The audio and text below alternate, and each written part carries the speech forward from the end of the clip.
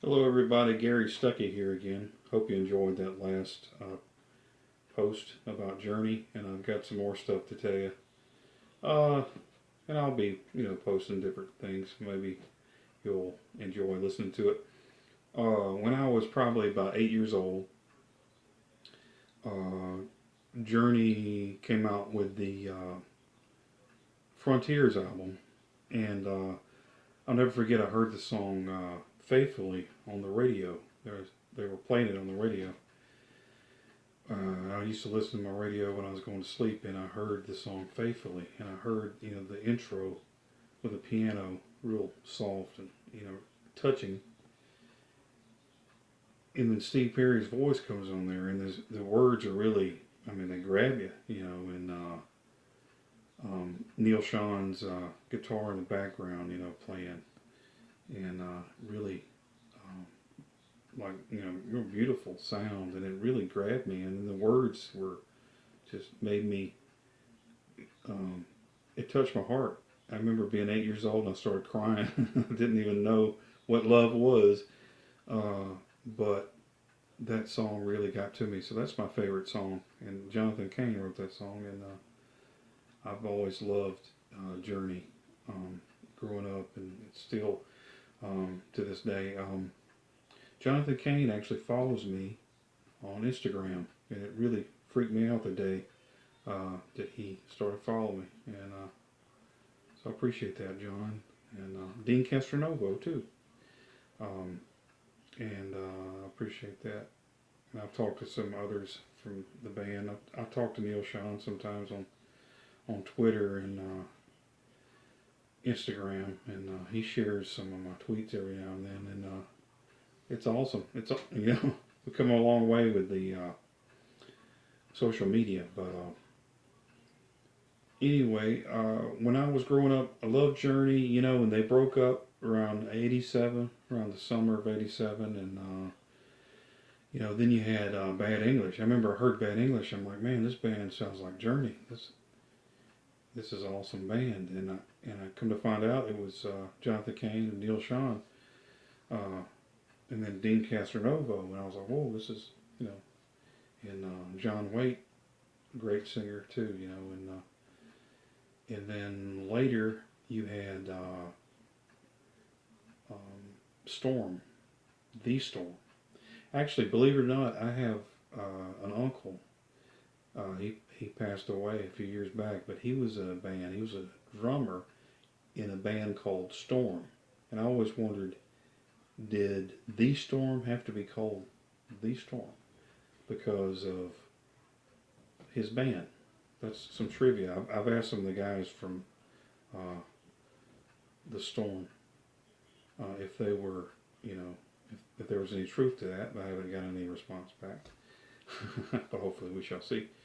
Um, Also, whenever Bad English was going on, um, you had the other guys, Steve Smith and Ross Valerie, who were kind of booted out of Journey back in the day, and they formed a band with Greg Raleigh uh, called,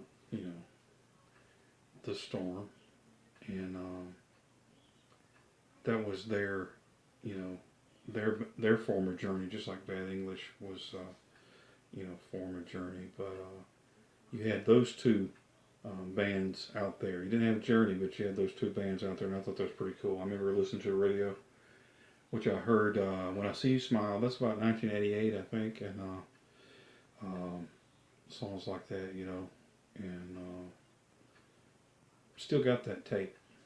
It's like 30 years old, but and The Storm, I've got a lot to learn about love, I think was the name of it, and they had a lot of cool songs. And as that dwindled down, around 1992, that was about the time I think alternative music started, and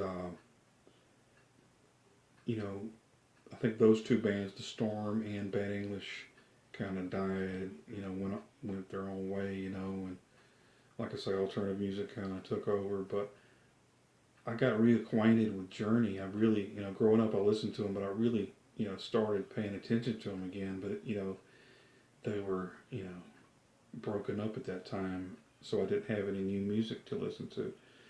So Journey comes out with this box set called Time 3. I think it was like 1992, and I was really excited about it. I remember going to the mall. I think I paid like $60 for it, and it was awesome. It had all this the booklet in there and the CDs and everything, and really cool. Had a lot of facts and stuff about it.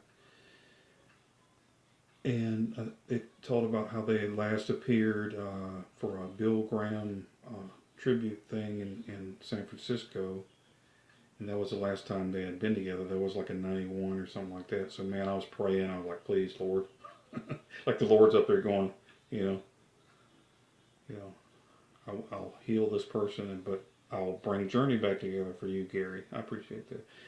But man, I was praying, hoping. That was about '92, and then I'm listening to the radio about the end of '92, and I hear this song called "I Can't Find My Way," and the guitar is wow, it sounds like Journey, and it was Neal Schon with Dean Castronovo again with Hardline.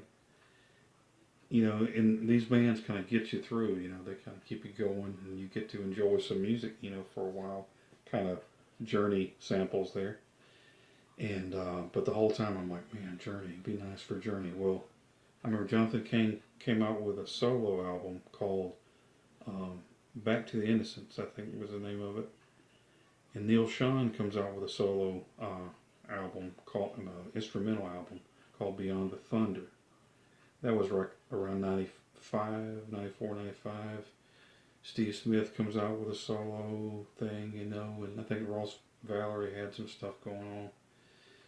And then Steve Perry came out with For the Love of Strange Medicine in '94, which is about that same time. I'm thinking, man, they got all these solo albums. Why can't they just come together and make an album? So I'm listening to Steve Perry For the Love of Strange Medicine, and I hear this song called Anyway. And he's saying, I like to say I'm sorry, I like to make amends, I'd close my eyes and tell the truth. Where would I begin? The story's far from simple. I'm so afraid to show and never want to run again. I want to let you know. Anyway, what was I saying? And he's trying to, he mentions we believe in music, brothers till the end, and it's like a I'm sorry note to his bandmates, and I was excited. I was like, man, if you don't if you don't understand this, come on, Journey, get back together. He's saying he's sorry, and maybe y'all can make things work. And I had that fire within me. I was believing. I'm a believer, man, not just God, but I was like, man, let's get this thing going. Let's get them together. Next thing you know, never forget, I heard, I don't think I heard about Journey getting back together. I think I heard the song. It was like I didn't even realize they'd got back together. It kind of shocked me. And I heard the song When You Love a Woman. And then I saw the video. I was like, wow. It was amazing. It went from solo album to his, apology song. And then it was like, man, they're actually going to get together. And I had that fire, man. And then it's like they were going to go on tour. They Steve Perry hurt his hip, and it was like, everything went south. And I was like, man, I wanted to go see him, and I never got a chance. I did get to see him last year in Birmingham, with, the new lead singer, Arnel Pineda, which was cool, totally cool concert. But Steve Perry, would have been, something to see. But anyway, so there you go. So that leads you up to now, which I've stated on the other video about Steve Perry on American Idol, Jonathan Cain with a new book, and then Neal Schon posting about Saturday Night Live, mentioning Don't Stop Believing. So you got the Don't Stop Believing tie-ins right there, and they're pushing this. Steve Perry went to American Idol on purpose. I mean, and you know, the timing's everything. They're doing this on purpose. There's a reason. They're not just accidentally putting everything out there. So anyway, well, there you go. Be looking for some Steve Perry new music coming up in June. I'm believing. I'm hoping. I got that feeling again, y'all. But anyway, hope you enjoyed this. Y'all share this with your friends, and I'll have some more Journey stuff coming up for you. Y'all have a good night.